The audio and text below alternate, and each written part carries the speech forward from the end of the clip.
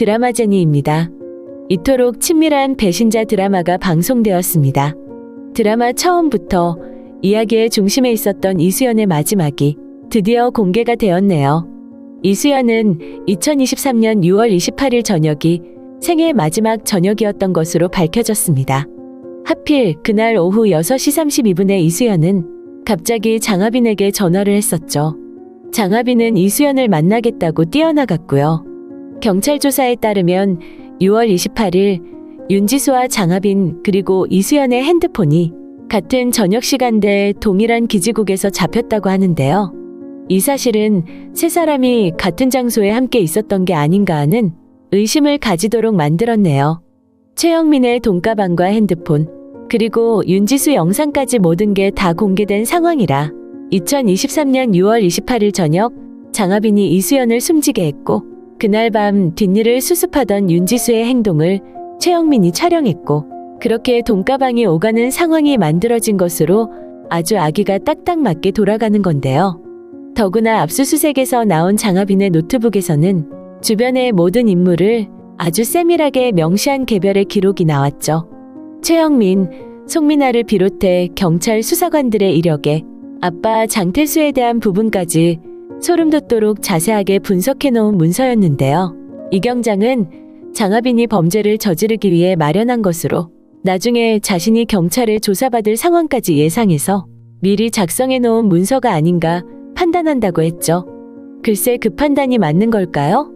장하빈은 이 경장이 이렇게 생각할 거라는 것까지 예상을 하고 그 파일을 만든 건 아닐까요? 사실 우리가 보기엔 장하빈이 수사관들의 뒷조사까지 한 건 이 일을 해결할 만한 마인드나 능력이 되는지를 면밀히 알아보기 위한 것으로 보이는데 말이죠. 그런데 참 재미있는 일이 있습니다. 장하빈의 노트북 파일을 살펴보면 꼭 있어야 할 한 사람의 이름이 빠져 있는데요. 누군지 짐작하셨나요? 그 사람은 바로 김성희입니다. 주변의 모든 인물이 빠짐없이 기록되어 있었지만 김성희 폴더만 없었죠. 물론 박준태나 정두철도 요주의 인물이긴 하지만 두 사람은 가출팸이나 최영민 일당과는 처음부터 거리가 있던 사람이라 장하빈의 조사 대상이 아니었던 것 같은데요. 장하빈은 김성희도 그렇게 판단했던 걸까요? 아니면 일부러 김성희 파일만 빼돌려 놓은 것일까요? 더 재미있는 건 그 김성희가 모든 상황의 화살표를 장하빈을 향해 맞춰 놓았다는 것이죠. 김성희는 최영민의 돈가방에 윤지수 동영상까지 제출했습니다. 그리고 가장 결정적인 건 최영민 핸드폰인데요. 지금 경찰은 최영민이 윤지수에게 보낸 문자를 바탕으로 장하빈이 이수연을 숨지게 했다며 장하빈 구속영장 신청에 들어간 상황입니다. 잘 살펴보면 그 문자는 2023년 6월 이수연이 세상을 떠난 직후에 보내졌던 문자죠. 거기엔 윤지수가 이수연을 땅에 묻던 동영상도 함께 첨부가 되어 있는데요. 사실 그 내용보다 더 충격적인 내용의 문자가 있었지만 그건 핸드폰에 없었네요. 장하빈은 2024년 5월 11일 대화산에서 정두철의 차에 치여 핸드폰을 잃어버립니다. 그 후로 장하빈이 사용했던 핸드폰이 바로 윤지수가 최영민과 문자를 주고받은 그 핸드폰인데요. 작년 그때 이후 최영민은 윤지수 핸드폰을 가진 장하빈과도 아주 많은 문자를 주고받았었죠.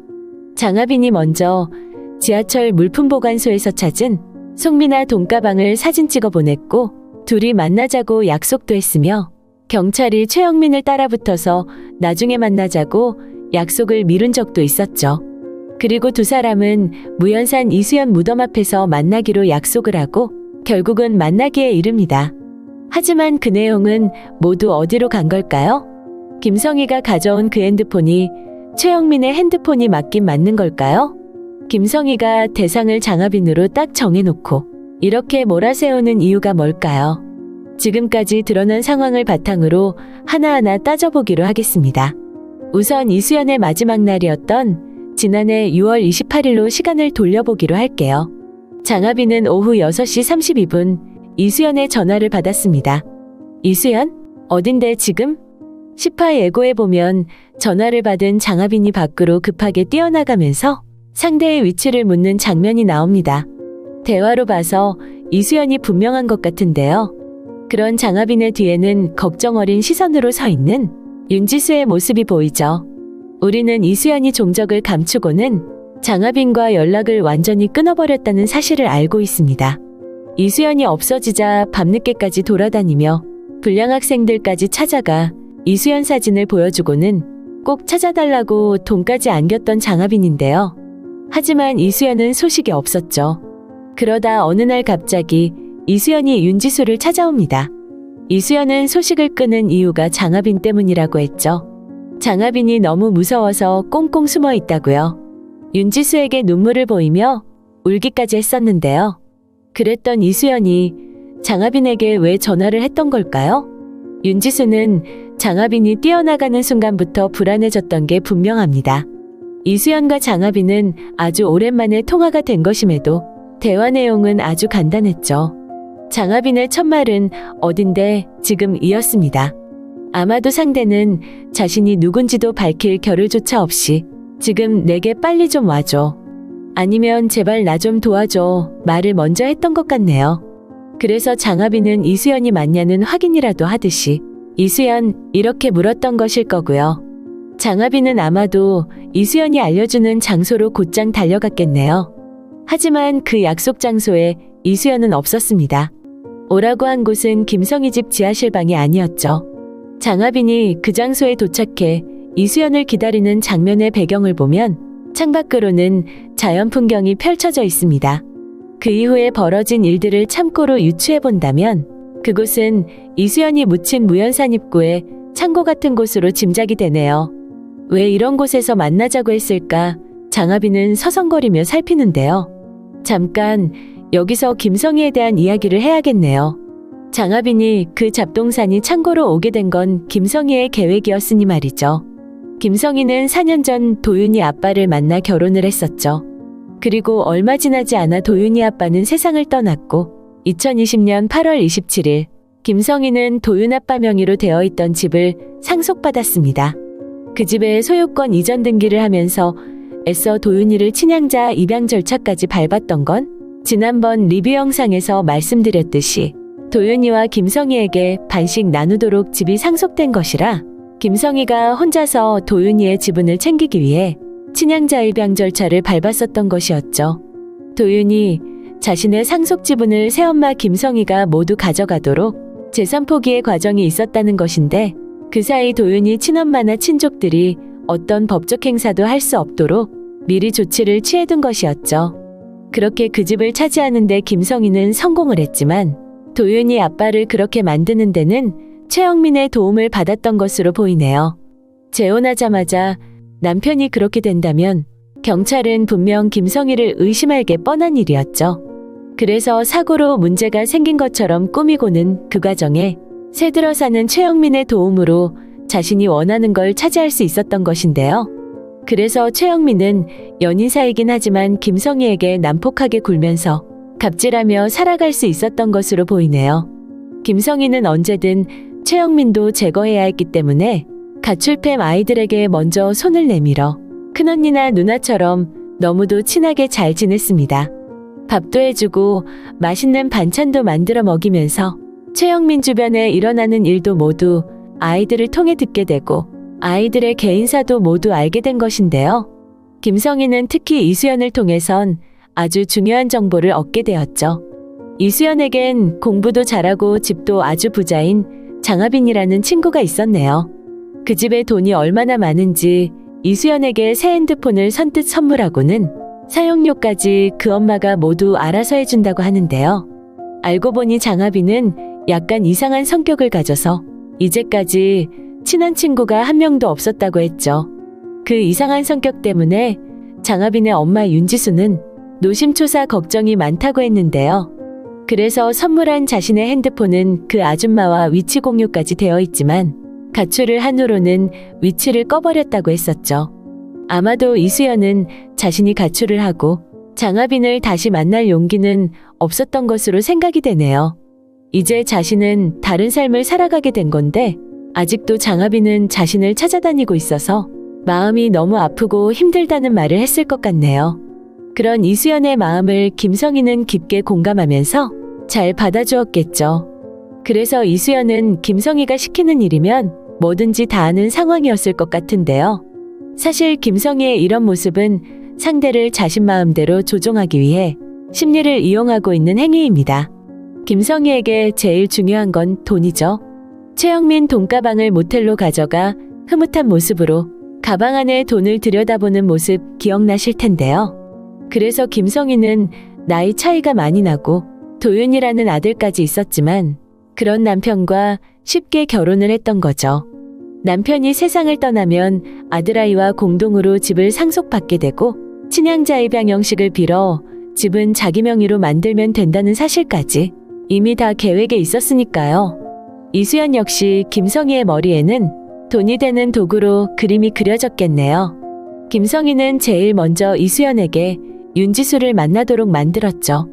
정말 장하빈과 윤지수한테 고맙다면 차라리 더 이상 자신을 찾지 않도록 장하빈이 무서워서 도망간 거라고 말하라 시켰던 것인데요. 그래서 이수연은 윤지수에게 장하빈이 무섭다며 우는 장면까지 연출했던 것이었고요. 그런 얼마 뒤 이수연은 최영민에 의해 지하실 골방에 감금이 됩니다. 손발을 움직이지도 못하는 이수연을 마당에서 김성희가 내려다보는 모습까지 드라마에 나왔었는데요. 이미 최영민의 난폭한 행동으로 이수연은 골병이 든 모습이었네요. 아마도 김성희는 옆에 다른 친구들이 없는 걸 확인하고는 이수연을 풀어주었던 것 같은데요. 그리고는 자신이 아는 곳이 있으니 우선 거기로 피신해서 얼마간이라도 도망가 있으라고 설득을 했습니다. 물론 종일 굶은 이수연에게 큰 도시락까지 싸주면서요. 맛있는 밥과 반찬을 가득 싸서 직접 자신이 거기로 데려다 주었던 것 같은데요. 음식을 먹은 이수연은 이미 쓰러졌고 김성희는 이수연의 핸드폰으로 근처에서 기다리는 장하빈에게 문자를 했겠죠. 곧 갈 거라고 계속 근처에 머물면서 기다리게 만든 건데요. 우리는 걱정이 된 윤지수가 갑자기 나타나 쓰러진 이수연을 보고는 바로 데려가 땅을 팠다고 알고 있습니다. 자신만의 생각에 갇혀 무조건 장하빈이 범인이라 단정했다는 것에 공감이 힘들었던 게 사실인데요. 왜냐면 그렇게 생각할 수밖에 없도록 김성희가 용의주도하게 이를 꾸몄다는 걸 전혀 알아채지 못했기 때문이죠. 사실 윤지수가 위치 추적을 해서 이수연을 찾아오도록 만드는 데는 김성희가 적극적으로 개입을 했습니다. 김성희는 윤지수가 장하빈을 의심할 수밖에 없도록 쓰러진 이수연 근처에 미리 장하빈을 불러놓았죠. 장하빈 입장에서는 자신에게 도와달라며 오랜만에 전화를 걸어온 이수연과의 의리 때문에 쉽게 약속 장소를 떠나지 못하고 오랫동안 기다리고 있었을 텐데요. 이수연을 만나러 나간 장하빈이 집으로 돌아오지 않자 저녁 7시 47분 윤지수는 이수연에게 전화를 걸었습니다. 전화는 김성희가 받았을 것이고 비명소리 같은 걸 지른 뒤 끊었을 텐데요. 이런 상황에 윤지수가 할 수 있는 일은 하나밖에 없었겠네요. 뭔가 위급한 상황인 게 분명하기 때문에 이수연의 위치를 찾아가 볼 수밖에 없었던 것이죠. 윤지수는 이수연의 위치를 찾는 과정에 그 부근에 서성이는 장하빈을 보았습니다. 그리고는 얼마 지나지 않아 근처 농기구 창고에 쓰러져 있는 이수연을 발견하게 되는데요. 윤지수가 이수연을 데리고 무연산을 올라갔을 심정은 부모라면 조금은 공감할 수도 있을 거라 생각이 됩니다. 밖에 숨어서 윤지수가 그곳으로 온 걸 확인한 김성희는 최영민에게 연락을 했겠죠. 그 다음은 우리가 알고 있는 그대로입니다. 경찰에서는 동일한 기지국의 똑같은 시간대에 이수연과 윤지수, 장하빈 세 사람 전화가 잡힌 걸 보고 의심을 하지만 김성희가 아무리 용의주도하다고 해도 동일한 기지국에 장하빈 핸드폰도 함께 송수신이 잡히도록 미리 계획을 했던 건 아니겠죠. 장하빈까지 그 근처에 불러놓은 건 윤지수를 속이기 위한 하나의 트릭으로 보이는데요. 김성희는 사실 사소한 트릭을 많이 사용했습니다. 첫째가 최영민의 돈가방을 직접 가지고 와서 구경장에게 준 것이죠. 왜냐면 최영민을 없앤 후 근처에 숨겨둔 돈가방을 가지러 갔다가 정두철에게 습격을 당했기 때문입니다. 정두철을 미행하던 경찰이 곧바로 들이닥쳤고 자신은 정두철 손에서 풀려났지만 경찰은 분명 김성희가 왜 그 장소를 다시 갔을까 의심의 시선으로 보고 있을 거라서 김성희는 뭔가 변명이 필요했던 것이죠. 그래서 최영민의 다른 은신처를 우연히 알게 돼서 우연히 거기를 갔다가 우연히 돈가방을 발견했다고 경찰에 먼저 말을 했던 것인데요. 사실 우리는 알고 있습니다. 경찰에 가져온 돈은 일부일 뿐이고 나머지 많은 돈은 근처 모텔을 잡아서 이미 일주일치 숙박비를 지불하고 보관해 놓은 것인데요. 경찰로 가져온 일부의 돈가방도 김성희는 일부러 구경장을 찾아 직접 건넸습니다. 김성희 입장에서 볼 때 박준태에게 그랬던 것처럼 남의 감정에 쉽게 공감해주는 구경장이 심리적으로 조종이 쉬울 거라 생각했기 때문이죠.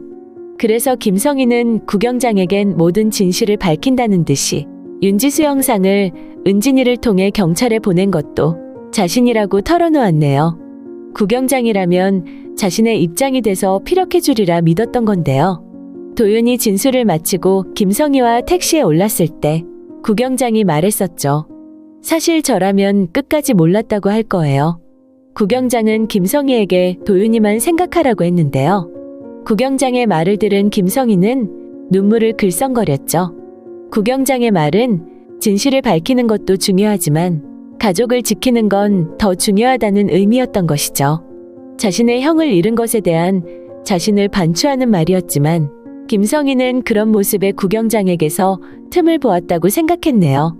잘 이용할 수 있겠구나 자만을 한 건데요. 김성희가 다시 돌아와 자신 앞에 돈가방을 내놓자 구경장의 표정은 어두워졌습니다. 바로 몇 시간 전 경찰 진술을 마치고 구토증으로 힘들어하던 도윤을 보았었는데요. 그래서 택시 앞에서 구경장은 일부러 위로의 말도 해주었던 거고요.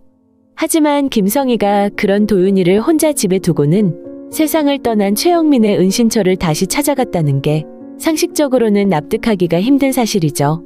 아마도 김성희는 구경장을 만만하게 보다가 결국 덜미가 잡히게 될 것 같은데요. 구경장의 경찰 같지 않아 보이는 행동이 김성희를 안심하게 만들었겠지만 결국은 그 틈 때문에 김성희는 자신이 치명적인 허점을 보이게 될 거란 걸 아직은 알 수 없겠죠. 도윤이에게 김성희는 이율배반의 모습입니다. 최영민에게 매번 당하는 약하고 여린 불쌍한 엄마라는 의식과 음식에 독을 넣어 누나와 형아들을 쓰러지게 만드는 이상한 엄마기도 하니까요. 그래서 도윤이는 은진이를 계단에서 밀었던 거죠. 음식엔 항상 독이 들어있었기 때문에 그걸 먹으면 안 된다는 생각 때문인데요. 음식을 먹고 누나들이 쓰러지게 되면 그건 결국 자신이 한 일로 둔갑되었죠.